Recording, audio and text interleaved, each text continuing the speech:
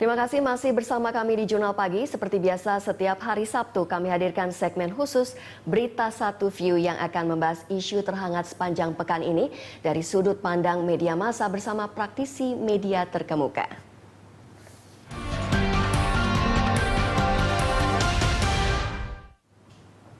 Dugaan penyadapan telah dilakukan oleh intelijen Australia terhadap Indonesia. Tak tanggung-tanggung penyadapan dilakukan kepada orang nomor 1 di Indonesia beserta menteri yang dekat dengannya.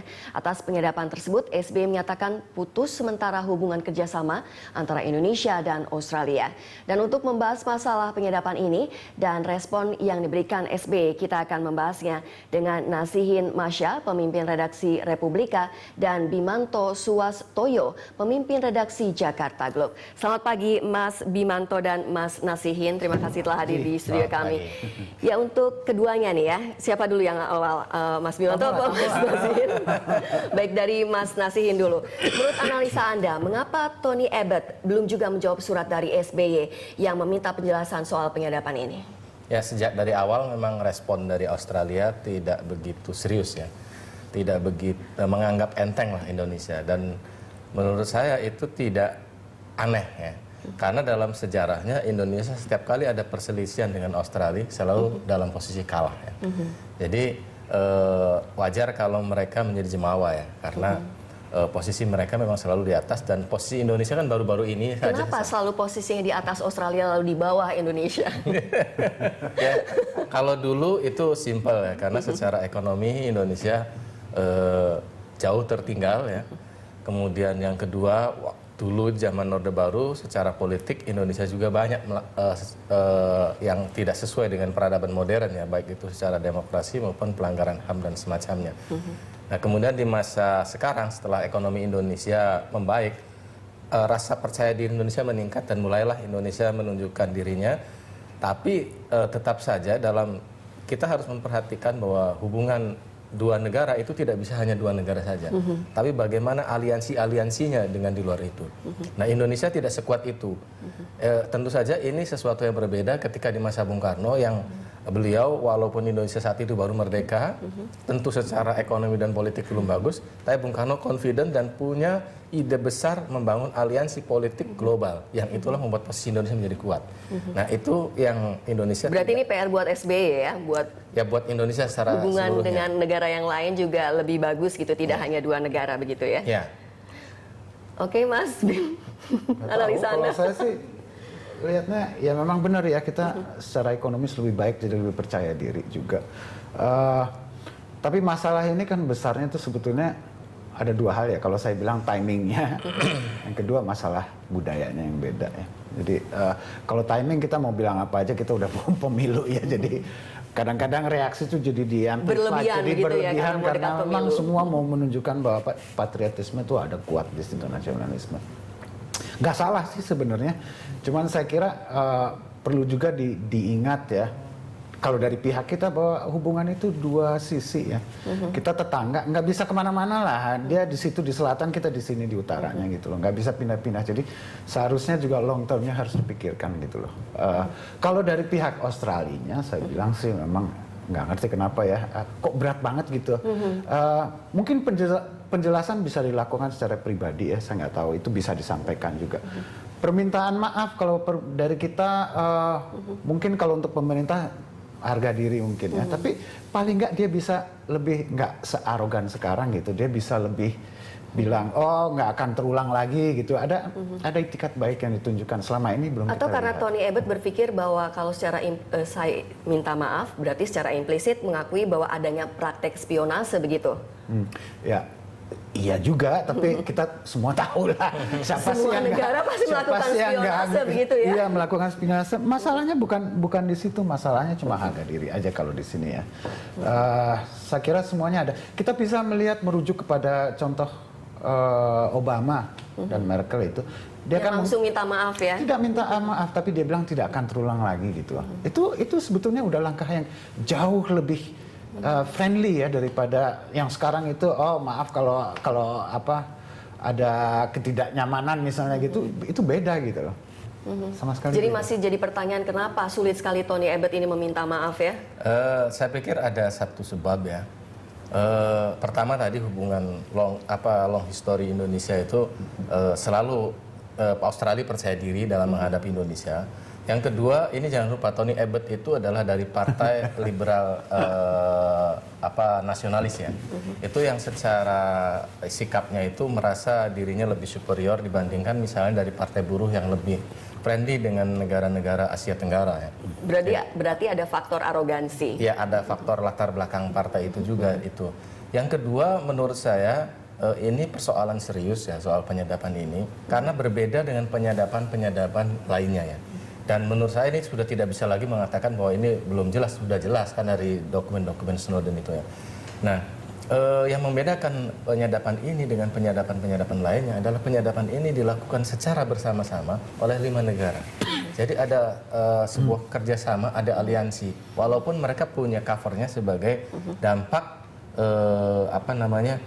peristiwa 9/11 ya di Amerika. Tapi sebetulnya kalau kita melihat praktek penyadapannya tidak cuma itu gitu.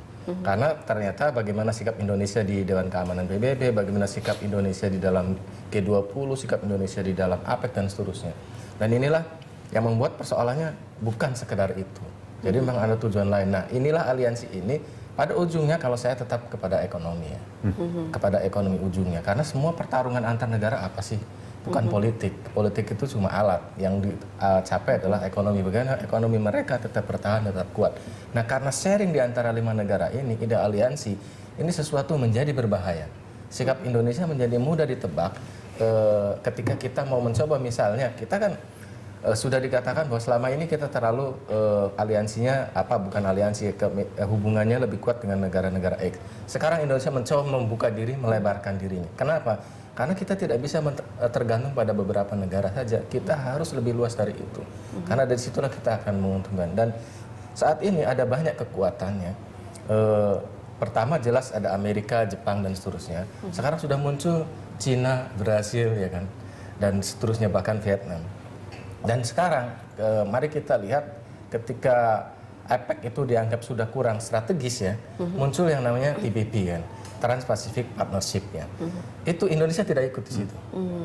Padahal Indonesia adalah negara Asia Tenggara yang tidak bisa diremehkan kalau kita tidak bisa mengatakan negara Asia Tenggara terpenting ya. Karena kita sumber daya alamnya berlimpah dan marketnya paling besar. Apa alasannya Indonesia tidak ikut? Nah, di situ soal aliansi saya bilang.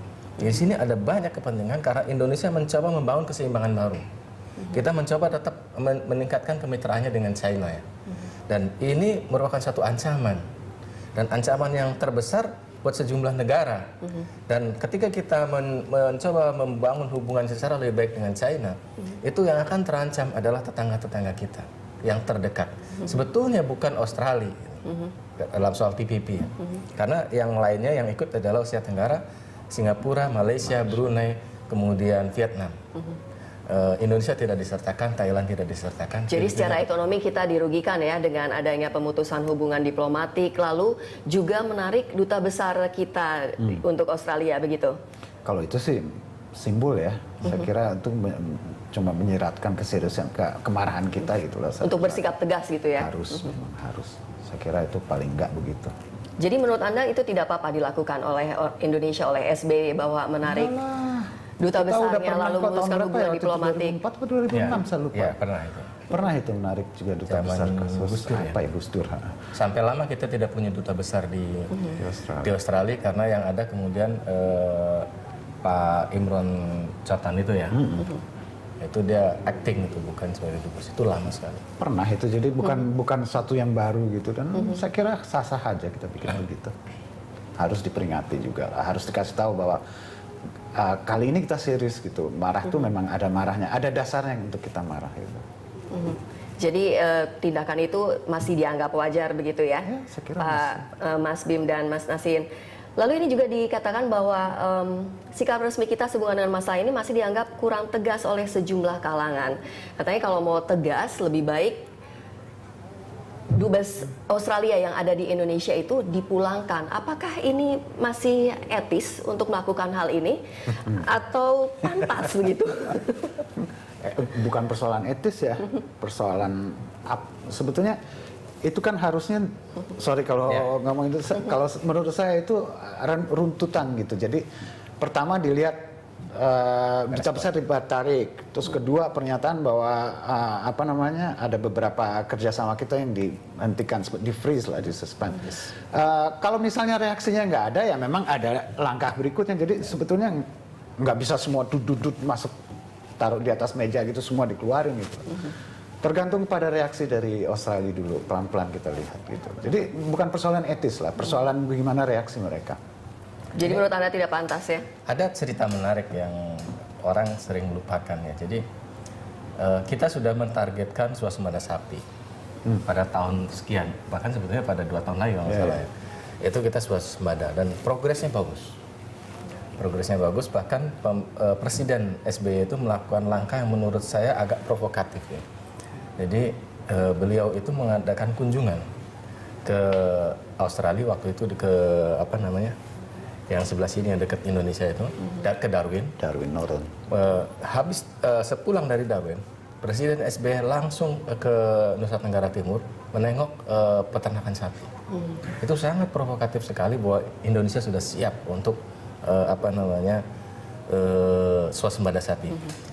Australia langsung melakukan langkah.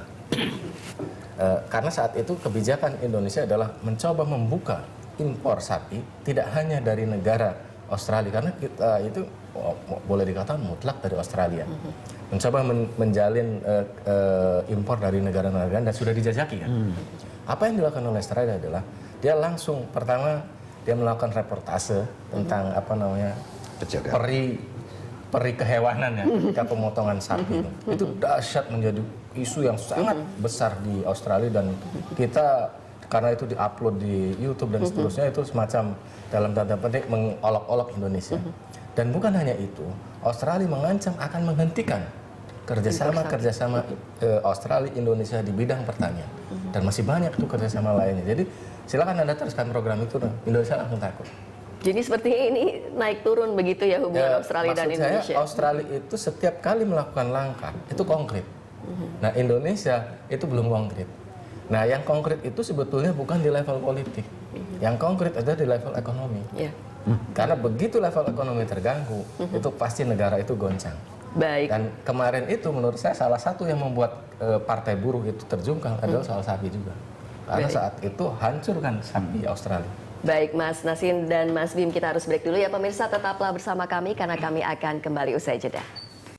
Ya, terima kasih Anda masih bersama kami dan kita lanjutkan dialog kita tentang penyadapan Australia. Baik, kita siapa lagi nih? Mas Bim. Mas Bim, baik. Sekarang gilirannya Mas Bim. Mas Bim, ada indikasi bahwa ini adalah rencananya Amerika dan Australia hanya membantu. Rencana apa? Penyadapannya? Iya, Kalau penyadapannya iya kita tahu lah. Rencana penyadapan. Pendapat Anda bagaimana? Saya kira udah jelas itu ya, bukan desas-desus apa dari dokumen-dokumen yang dikeluarkan Snowden itu kelihatan bahwa memang Australia dalam kapasitas ini juga sebetulnya hanya membantu lah. Satu skema yang dirancang seperti tadi bersama-sama gitu dengan beberapa negara lain. Jadi bukan rahasia lagi. Yang menjadi pertanyaan kita waktu itu kan, kok cuma Australia aja yang diketok gitu lah. Sebetulnya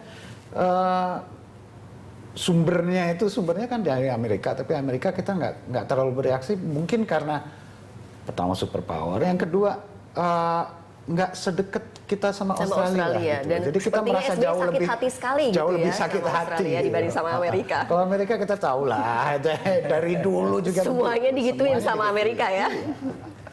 Tapi kalau kita lihat pernyataannya Presiden SBY, beliau secara jelas menyebut dua negara itu, Amerika dan Australia. Tapi mengapa fokusnya di Australia? Pertama memang hubungan Indonesia dan Australia itu up and down, itu selalu banyak sekali lah sejarahnya. Kemudian yang kedua memang pelakunya adalah Australia di sini.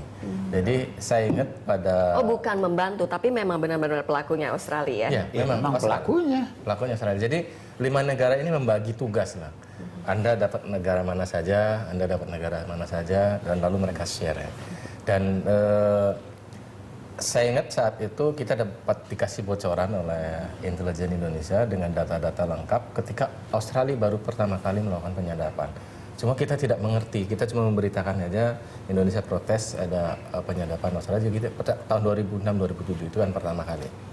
Kita udah dikasih dan kita muat beritanya. Itu dengan koordinat dengan jenis teknologi yang kita tidak paham sebagai orang awam.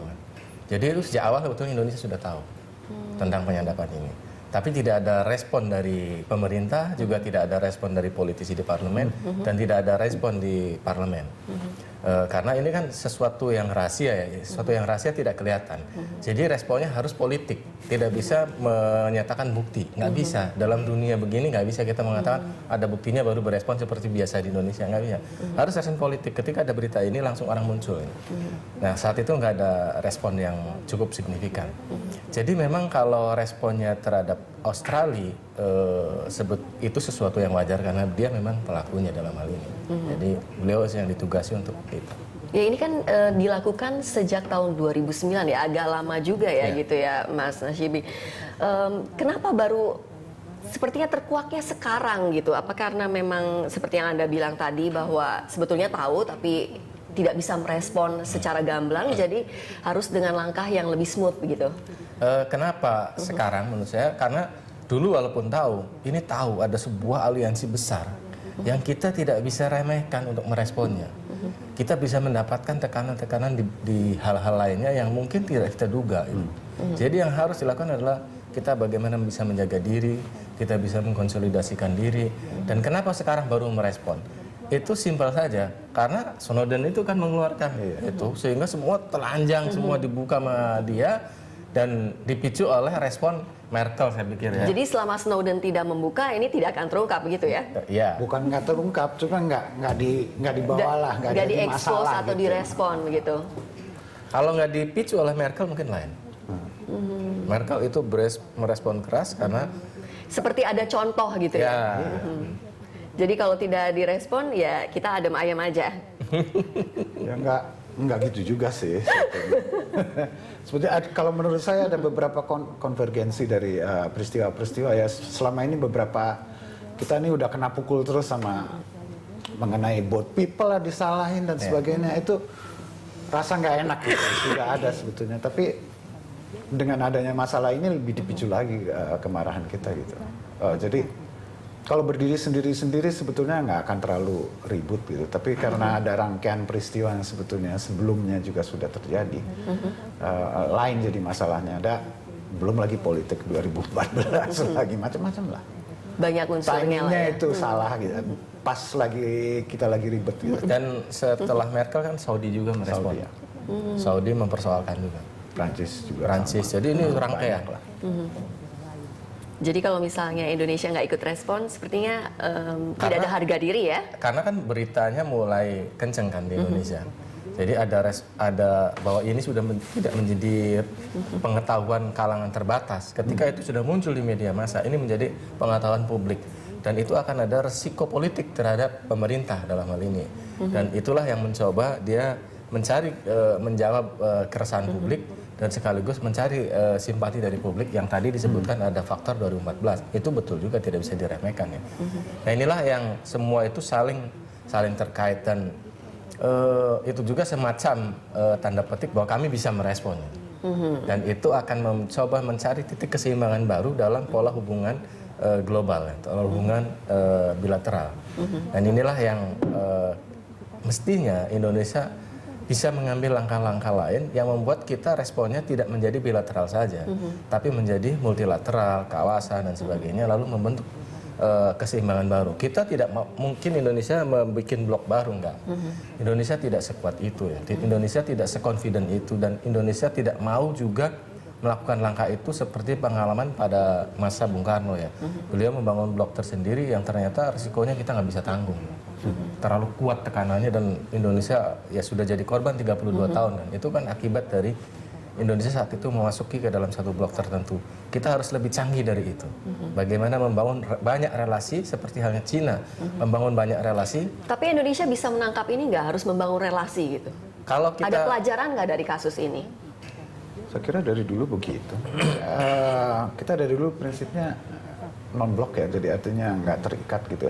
Masalah apa kita serius apa nggak ngerjainnya itu berbeda-beda menurut periodenya kalau saya bilang. Masalahnya sekarang kita kepentingannya lebih jauh ke ekonomi ya. Jadi semuanya tuh dilihat dari kacamata ekonomi ya. Kita mendekati negara juga dari kacamata ekonomi, bukan lagi kacamata aliansi kekuasaan dan sebagainya, enggak. Ekonomi pertama sekarang kita lihat. Ya, jadi memang ujungnya ekonomi. Jadi contoh paling menarik adalah Indonesia itu berkali-kali minta masuk ke dalam BRIC ya. Aliansi Brasil, Rusia, India, China. Indonesia minta masuk, nggak dikasih-kasih. Malah yang dapat Afrika Selatan. Itu menurut saya karena ada hal lain. Begitu kita kerjasama ekonomi, itu tidak bisa kita sesimpel bahwa kita cuma dagang. Enggak. Ini kita dagang apa ke sini, kita dagang apa ke sini, lalu kita bisa tukar-tukaran market intelijennya seperti apa. Dan itu yang Indonesia menurut saya dinilai oleh negara-negara itu tidak mungkin masuk ke dalam kelompok ini. Akhirnya Indonesia lebih pada bilateral kepada negara-negara itu. Dan itu menurut saya ya lumayan ya, walaupun tentu kita ingin hasil optimal bisa masuk ke sana ke sini semuanya gitu. Dan kita memang sudah membangun hubungan ekonomi secara lebih seimbang dengan berbagai kekuatan. Kita dengan China sudah meningkatkannya, yang selama ini kan tidak. Yang belum kita adalah dengan India. India itu banyak menawarkan kerjasama ekonomi dengan Indonesia, bahkan menawarkan yang bahwa kami bisa lebih bagus dengan fasilitas yang lebih baik. Gitu. Misalnya soal energi, soal listrik gitu. Kan kita dapat 10.000 megawatt dari China ya. Kemudian India sama menawarkan. Itu kedutaan India itu mengeluh. Kami itu sudah tawarkan bahwa kami akan lebih baik dari China. Tapi kok Indonesia nggak ada respon sama sekali katanya. Ini ada apa? Nah inilah yang saya bilang bahwa tidak simpel. Bahwa ada resiko setiap kali kita berhubungan. Mungkin pemerintah beranggap kamu bisa melindungi kami nggak kalau bisa. Jadi bisa dikatakan bahwa keputusan yang dibuat oleh SBY ini lebih merugikan negara kita, begitu ya. Tapi kita harus break dulu ya pemirsa, tetaplah bersama kami karena kami akan kembali usai jeda. Ya, terima kasih Anda masih bersama Dialog Jurnal Pagi dan kita lanjutkan dialog kita bersama Mas Nasihin dan Mas Bim. Sekarang giliran Mas Nasihin nih. Mas Nasihin, apa yang harus Indonesia lakukan jika Ebert sampai sekarang atau nanti tidak juga membalas surat SBY? Nah, itu memang. Itu yang saya bilang buas malakama ya. Jadi saya sudah sampaikan tadi bahwa dalam hubungan Indonesia-Australia setiap kali ada masalah Indonesia dalam selalu posisi kalah. Ya. Sekarang Indonesia sudah mencoba berani ambil inisiatif, melakukan protes, dan meminta pertanggungjawaban Australia. Dan ternyata jika Australia mengabaikan, di mana muka Indonesia ditaruh. Karena sebetulnya kalau kita baca pernyataan Presiden SBY selanjutnya adalah, beliau itu sudah, yang penting dijawab dulu deh. Gitu. Bahasa kasarnya seperti itu kan. Bisa menjelaskan yang bisa diterima. Gitu. Jadi, jelaskan yang bisa diterima, kata-katanya itu ada diterima, udahlah kamu jelasin saya pasti terima, kira-kira seperti itu. Jadi sudah dalam posisi memelas sebetulnya di situ. Jadi memang buah si malakama itu sangat berat sekali, tinggal tega nggak ini Ebert nih, tega apa enggak bahwa dia itu tidak akan memberikan muka kepada Presiden SBY dalam hal ini, ya dalam secara lebih luas akhirnya pada Indonesia. Tapi kalau kita lihat pernyataan penasihatnya itu apa Taxer ya? Itu mah. Tapi itu serius karena dia penasihatnya kan, staf khususnya itu keras sekali. Dan sekarang Anda rasakan nggak bahwa akibat penyadapan ini hasilnya buat Indonesia? Ya dalam hal ini soal terorisme ya.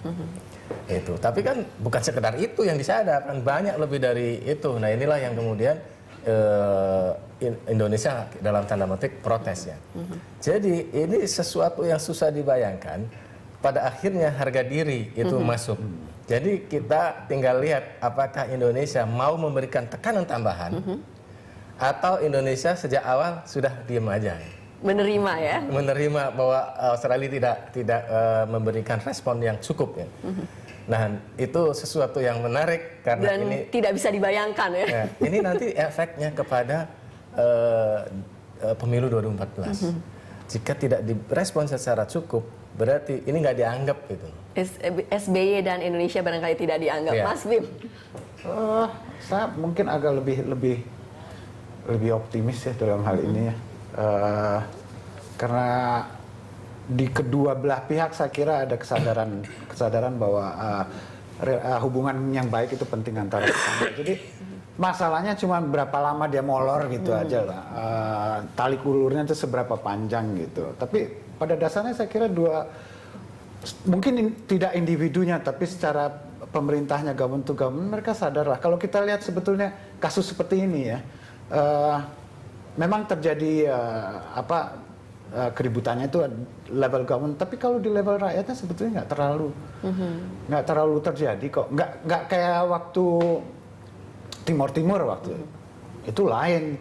Di Australia itu saya punya teman-teman itu banyak yang merasa, aduh langsung nggak enak gitu. Kalau kali ini mahasiswa kita masih baik-baik saja lah, juga gitu ya. Nggak merasa benar-benar terancam gitu. Jadi Anda optimis ya? Saya optimis, saya cuma bilang Tony Abbott akan menjawab surat SBY? Kalau itu saya nggak bisa bilang ya. Kalau lihat orangnya sih kayaknya enggak gitu. Jadi surat tidak akan dijawab? Dia sudah jawab. Dengan memberikan travel warning. Jadi tekanan Indonesia dibalas tekanan balik. Itu yang saya bilang bahwa dalam sejarah panjang Indonesia. Keras dibalas keras gitu ya. Dengan travel warning itu berarti turis dari Australia nggak datang. Jadi tapi udah dijawab sudah. Jangan ini juga lain loh. Sekarang kondisi kita 5 tahun yang lalu dan sekarang tuh beda. Posisi kita sebagai negara yang nggak terlalu menderita dalam keadaan kesusahan ekonomi gitu, itu lain loh. Itu memberikan rasa percaya diri yang jauh lebih besar daripada dulu. Jadi sebetulnya kesempatannya untuk kita untuk maksa sedikit sekarang tuh banyak kalau mau dibilang. Begitu ya? Posisi tawarnya kita lebih tinggi daripada dulu gitu. Oke, jika keadaannya membaik nanti antara Australia dan Indonesia, apakah akan sebaik dulu atau bagaimana ini? Harus ada keseimbangan yang baru, seperti kata Mas Nasi ini. Harus ada penyesuaian relasi, itu jangan seperti dulu lagi loh. Kita iya aja atau kita menolaknya basa-basi aja gitu loh. Kita sama tinggi lah, sama duduk sama rendah, berdiri sama tinggi. Saya kira hal itu yang harus dicapai gitu. Oke, Mas Nasi. Memang hubungan Indonesia-Australia ini akan terus seperti ini ya. Jadi manusia perahu itu akan terus terjadi selama negara-negara di Asia Selatan dan di Timur Tengah masih bergolak terus ya. Dan mereka mau tidak mau masuk ke wilayah Indonesia lewat Indonesia, dan sebetulnya pihak Australia tidak bisa, karena pihak Australia itu pernah menyalahkan Indonesia karena membiarkan. Loh, jangankan manusia yang cuma lewat itu. Kita selundupan aja nggak bisa. Itu ribuan titik-titik pelabuhan yang gelap yang tidak bisa kontrol Indonesia. Jadi tidak bisa disalahkan Indonesia. Jadi itu pertama. Yang kedua, Indonesia tetap ingin mandiri secara ekonomi. Padahal sejumlah komoditas dari Australia itu luar biasa. Mulai dari susu, kemudian sapi, kemudian garam. Yang itu mau tidak mau Indonesia ke depan itu pasti ingin lebih mandiri. Tidak mungkin dong orang pangannya itu tergantung. Sebuah negara itu dikatakan bisa kuat itu manakala satu energi, dia bisa mandiri. Kedua pangan, ketiga batas wilayah bisa dia jaga. Gitu, baik. Nah ini 2 poin ya, pangan dan energi Indonesia itu masih belum. Yang terkait dengan Australia adalah pangan. Dan pangan Indonesia mau tidak mau akan harus mandiri, dan ketika mencapai proses mandiri itu akan terus panas dengan Australia. Dan yang penting bagaimana Indonesia bisa mencapai titik keseimbangan baru dan Australia bisa memahami tentang kebutuhan Indonesia hal itu. Baik, Mas Nasin dan Mas Bimanto, terima kasih telah hadir di Berita Satu, dan untuk informasinya semoga hubungan Australia dan Indonesia lebih baik dan Indonesia semakin mandiri ya secara ekonomi. Amin. Ya, pemirsa, demikian Dialog Jurnal Pagi, tetaplah bersama kami.